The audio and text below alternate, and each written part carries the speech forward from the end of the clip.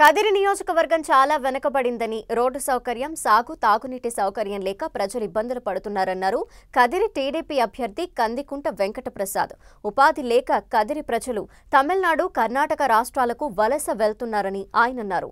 ఈసారి కదిరిలో టీడీపీ జెండా ఎగురవేస్తా అంటున్న కందికుంట వెంకటప్రసాద్తో మా ప్రతినిధి జగదీష్ ఫేస్ టు ఫేస్.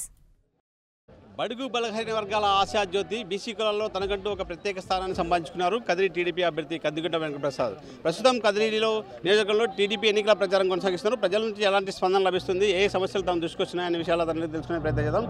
చెప్పండి, మీరు గతంలో ఎమ్మెల్యేగా పనిచేశారు, మీ నియోజకవర్గం మీద ఆల్రెడీ మీకు పట్టుద్ది. ఇంకా నియోజకవర్గంలో ఎలాంటి సమస్యలు మీరు దృష్టికొస్తున్నాయి, ఇవి ఎలా తీర్చే అవకాశం ఉన్నాయి? నేను ఎమ్మెల్యేగా పనిచేసినప్పుడు 13వ అసెంబ్లీలో ఉమ్మడి ఆంధ్రప్రదేశ్ రాష్ట్రంలో ఎమ్మెల్యేగా చేసిన చివరి సెషన్ అది, లాస్ట్ అసెంబ్లీ అది కంబైన్డ్ స్టేట్లో. తదుపరి రాష్ట్ర విభజన జరిగింది. మేము ఎప్పుడైతే మెంబర్స్గా ఉన్నామో ఆ సమయం మొత్తం కూడా రాష్ట్ర విభజన నిమిత్తం టీఆర్ఎస్ చేసినటువంటి అజిటేషన్లో పార్టీగా సెషన్స్ కూడా నడిచేటివి కాదు. రాజశేఖర రెడ్డి గారి మరణం జరిగింది. తదుపరి ముఖ్యమంత్రి మార్పులు నిరంతరం జరుగుతూ వచ్చింది. కన్సిస్టెంట్గా పర్ఫామ్ చేసేటువంటి చీఫ్ మినిస్టర్ లేడు. అపోజిషన్లో కూడా మా పనులు జరిగేటువంటి పరిస్థితులు లేవు. మరి మాకున్నటువంటి కమిట్మెంట్తో, ప్రజల పట్ల మాకున్నటువంటి నిబద్ధతతో, ఈ ప్రాంతం పట్ల మాకున్నటువంటి నిబద్ధతతో యాజ్ అన్ అపోజిషన్ ఎమ్మెల్యే మేము చేయగలిగినంత చేసినాం. తదుపరి రాష్ట్ర విభజన జరిగింది. రాష్ట్ర విభజన జరిగిన తర్వాత జరిగినటువంటి రాజకీయ పరిణామాల్లో అత్యధికంగా నష్టపోయిండేది ఈ నియోజకవర్గమే నేను భావిస్తున్నాను. ఎందుకంటే నేను ఎమ్మెల్యేగా రెండోసారి కాన్సిక్యూటివ్ ఎలక్షన్ చేసినప్పుడు వరుస క్రమంలో దాదాపు గెలిచినప్పటికంటే, ఎమ్మెల్యేగా గెలిచినప్పటికంటే కూడా 800తో ఓడిపోయారు సెకండ్ టైం. అప్పుడు 10,000 ఓట్లు ఎక్కువ ఇచ్చున్నారు. అంటే నన్ను గెలిపించాలనే దృక్పథం ప్రజల్లో ఉన్నది, కానీ నేనే కన్వర్ట్ చేసుకోలేకపోయాను నా నెగ్లిజెన్స్తో. ఆ రోజున అధికారం చేపట్టబోతున్నామని నాకు క్లారిటీ ఉంది, ప్రభుత్వం ఏర్పాటు చేసుకుంటున్నామని. కానీ నేను నిర్లక్ష్యం వహించడం వలన చాలా వరకు అన్యాయం చేస్తున్నాం ఈ నియోజకవర్గానికి. సమస్యల వలయంలో ఉన్నటువంటి నియోజకవర్గానికి చేయాల్సిన టైంలో చేయలేకపోయినామనే ఒక బాధ అయితే అంటాడుతూ ఉంది. అయినప్పటికీ 6 నెలల తర్వాత రీకూప్ అయ్యేసి మళ్ళీ పనిచేద్దామనే మూడ్లోనే పొలిటికల్ డైనమిక్స్ వచ్చినాయి. నా మీద గెలిచినటువంటి అభ్యర్థి పార్టీలోకి రావడం, సబ్సిక్వెంట్గా పొలిటికల్ డైనమిక్స్లో నిత్యం మా మధ్యన రిఫ్ట్ ఉండడం, బార్గెనింగ్ పవర్లో ఇద్దరు కలిసి 1000 పెన్షన్ల ప్లేస్లో 2000 తీసుకొచ్చున్నాం. అదే రంగా 1000 అన్ని నియోజకవర్గాలకి మేము 2000 తీసుకొచ్చాం. ఈవెన్ ఆఫ్టర్ దట్ కన్స్ట్రక్టివ్గా లాంగ్ రన్లో ఏదైతే ఈ నియోజకవర్గానికి నిర్మాణాత్మకంగా మేము చేయాలనో అందులో మేము విఫలమైనామని చెప్పేసి నేను ఆలోచన చేస్తూ ఉన్నాను. చెర్లోపల్లి రిజర్వాయర్ వచ్చి ఉండొచ్చు, అందరినివా కాలువలు పూర్తి ఉండొచ్చు, నదీ జలాలు ఈ ప్రాంతానికి తీసుకొచ్చి ఉండొచ్చు, నదీ జలాలని, చెరువుల్ని కొద్ది వరకు మా గ్రావిటీ మీద రన్ అయ్యేటువంటి చెరువులు మేము నింపుండొచ్చు నదీ జలాలతో. బట్ మాకు ఆ రోజు ఉన్నటువంటి పరిస్థితులు కానీ, మా ముఖ్యమంత్రి పనిచేసినటువంటి విధానం, చంద్రబాబు నాయుడు గారు పనిచేసినటువంటి విధానం కానీ మరింత మెరుగ్గా మేము చేసున్నట్టు ఆ రోజున. అది నేను ఎన్నికల్లో ఓడిపోవడం అనేది శరాఘాతంగా మారింది. ఈ రోజున మళ్ళీ అదే రకమైనటువంటి పరిస్థితులు ఉత్పన్నమైనాయి. అదే ఎన్డీఏ కూటమి తరఫున అభ్యర్థిగా నేను పోటీ చేస్తూ ఉన్నాను. పరిస్థితులు మారినాయి. మళ్ళీ చంద్రబాబు నాయుడు గారు ముఖ్యమంత్రి కావడం తథ్యము, ఎన్డీఏ కూటమి అధికారంలోకి రావడం తథ్యము. అదే రకంగా కదిరిలో ఈసారి మాత్రము ఆ రోజు జరిగిన పొరపాటు జరగదు. ఖచ్చితంగా గెలిచి తీరుతాం.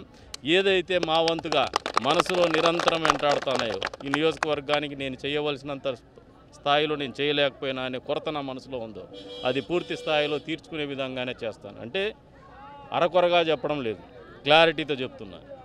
ఇక్కడ ప్రజల జీవితంలో మార్పు వచ్చే విధంగానే డెవలప్మెంట్ చేస్తాం. వాళ్ళ పర్ క్యాపిటా ఇన్కమ్, తలసరి ఆదాయం పెరిగే విధంగానే ఈ పరిస్థితులు తీర్చిదిద్దుతాం. వచ్చే రోజుల్లో మాకు అధికారం వచ్చిన తర్వాత ఖచ్చితంగా అధికారం రాబోతోంది. నేను కూడా ఖచ్చితంగా ఈసారి ఎన్ని కాబడుతున్నా, దాంట్లో ఎక్కడా సందేహం లేదు.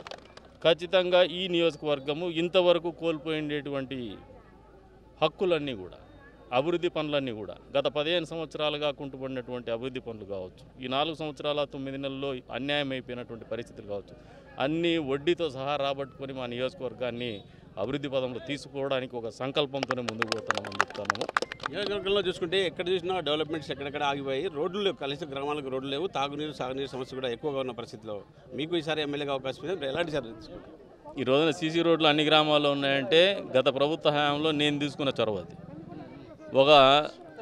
ఈ ప్రాంతంలో పుట్టి పెరిగినటువంటి ఒక జేఈ పూర్తి స్థాయి నియోజకవర్గం మీద అవగాహన ఉన్నటువంటి ఒక జేఈ కుప్పానికి పోస్టింగ్ వస్తే డెప్యుటేషన్ మీద నేను తెచ్చుకొని కనెక్టివిటీ లేని రోడ్డు గ్రామం అంటూ ఉండకూడదనే ఆలోచనతోనే ఆ రోజున మాకు ఉన్నటువంటి విభజన చట్టంలో ఉన్నటువంటి వెసులుబాటులో భాగంగానే ఈఏపీ స్కీమ్లో అన్నీ కూడా ప్రపోజల్స్ పంపడం జరిగింది. రిమైనింగ్ మేజర్ ఏదైతే పిఎంజిఎస్వై ప్రధానమంత్రి గ్రామీణ సడక్ యోజనలో ఏదైతే కవర్ చేయగలుగుతుందో కోర్ నెట్వర్క్లో అవి కూడా నేను ఎస్టిమేషన్ చేయించేసి అప్రూవల్స్ తీసుకురావడం జరిగింది.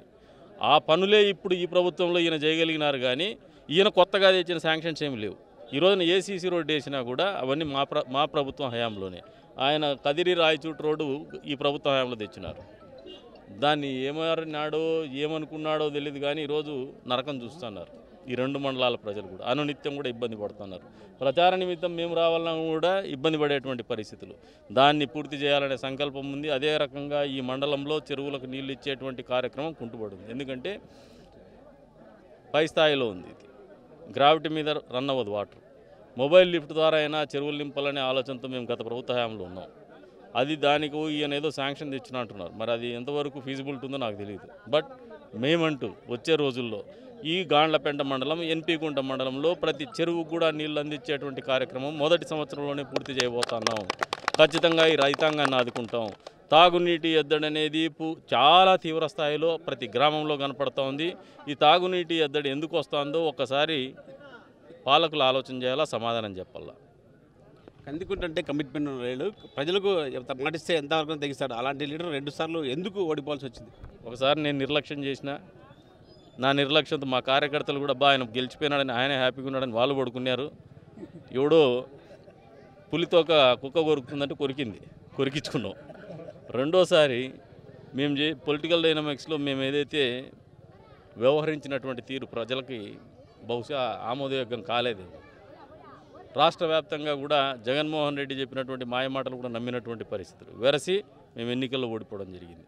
ఈసారి నా వైపును కూడా పులితోక కుక్క కొరుకుంది, ఆ ఘాట్లు ఉన్నాయి అనే ఆలోచనతోనే ఉల దగ్గర పెట్టుకుని పనిచేస్తున్నాము. ఖచ్చితంగా ఈ ఎన్నికల్లో కందికుంట ప్రసాద్ మార్క్ ఎలక్షన్ చేయడం అనేది చూసి తీరుతారు మీరు వచ్చే రోజుల్లో. జూన్ 4 సాయంత్రం మీతో మాట్లాడతారు. మైనార్టీలు ఎక్కువగా ఉన్నారు. టీడీపీ బీజేపీతో పొత్తున్న నేపథ్యంలో మైనార్టీ ఓట్లు మీకు పడే అవకాశం ఉన్నాయనుకోవచ్చా? బీజేపీ పొత్తు కాదు, ఇంకొక పొత్తు కాదు. ఇక్కడ మైనార్టీలు చూసేది కందికుంట ప్రసాద్నే. కులం మతం లేవు నాకు.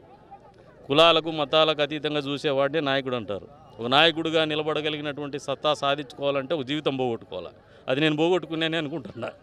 కాబట్టి నా దగ్గర ఆ ఇబ్బంది నాకు లేదు. బీజేపీతో కాదు, బీజేపీ క్యాండిడేట్గా అయినా పోటీ చేసినా కూడా మైనార్టీ ఓట్లు తీసుకోగలం. అదేం పెద్ద సిన్ కాదు.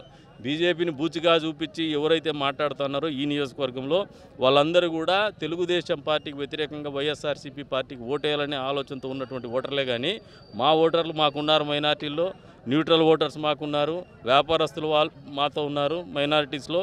అదే రకంగా ఊరు బాగుండల్లా, రాజకీయంగా పటిష్టంగా ఉండల్లా, బలమైనటువంటి నాయకత్వం కావాలా అనే కాంక్ష ఉన్నటువంటి ప్రతి మైనారిటీ ఓటర్ కూడా మా వైపే చూస్తున్నాడు, మాకే ఓటు అయిపోతున్నాడు. ఇది కదిరి నియోజకవర్గంలో ఒకసారి పొరపాటు వల్ల తను ఓడిపోయాను, ఖచ్చితంగా ఈసారి నన్ను గెలిపిస్తే నా నియోజకవర్గంలో ఎలాంటి సమస్యలు ఉన్నాయి మొత్తం అన్నిటి కూడా ఐడెంటిఫై అయింది. దాంట్లో భాగంగానే ఆ సమస్యలన్నీ కూడా తీర్చేందుకే ముందుకు వెళ్తానంటూ కనీసం రోడ్లో ఈరోజు రోడ్లు వేసినట్టు కూడా మన ప్రభుత్వంలో వచ్చినట్టు, కానీ ఇప్పుడు వాళ్ళు తెచ్చిన లేవంటూ కూడా ఖచ్చితంగా ఈసారి టీడీపీ జెండా ఎగరవేస్తా అంటూ కందికుంట వెంకటరావు చెప్తున్న పరిస్థితి. జర్నలిస్ట్ చంద్రమోహన్ రెడ్డితో జగదీష్ ఎన్టీవీ కదిరి నుంచి.